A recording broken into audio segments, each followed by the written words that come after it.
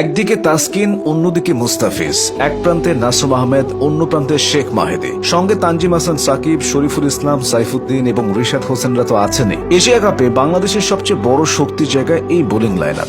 Wicket taker, economical, finger spinner ও wrist spinner সব ধরনের বোলারই আছে স্কোয়াডে। কেউ চোটে পড়লে সেটা পুষিয়ে দেওয়ার জন্য ব্যাকআপ বোলারও রাখা হয়েছে। এশিয়া কাপে বাংলাদেশের বোলিং লাইনআপ নিয়ে বিস্তারিত জেনে নেওয়া যাক। শুরুতেই পেস বোলারদের ব্যাপারে আসা যাক। অতীতের যে কোনো সময়ের চেয়ে টাইগারদের পেস বিভাগ এখন শক্তিশালী, বিশেষ করে টি-20 সংস্করণে। বেশিরভাগ সময় তাসকিনের মাধ্যমে বোলিং ইনিংসের গোড়াপত্তনটা হয়। মাঠে এবং মাঠের বাইরে নানা আলোচনা সমালোচনা থাকলেও মাঠের ক্রিকেটে তাসকিন নিজের সেরাটা দেন। তাসকিনকে দলের বোলিং লাইনআপের মেরুদণ্ড বলা যায়, কারণ ঝটপট উইকেট এনে দেওয়ার ক্ষেত্রে তিনি সবচেয়ে বড় ভরসা। কখনো কখনো খরুচে হয়ে গেলেও সময় মতো ব্রেক থ্রু এনে দিয়ে তিনি দলকে ম্যাচে টিকিয়ে রাখেন। এছাড়া উইকেটের ধরন অনুযায়ী বল করতে পারার দক্ষতা আছে তার। সংযুক্ত আরব আমিরাতে এর আগেও তিনি অনেক ম্যাচ খেলেছেন। সে অভিজ্ঞতা ব্যবধান গড়ে দিতে পারে।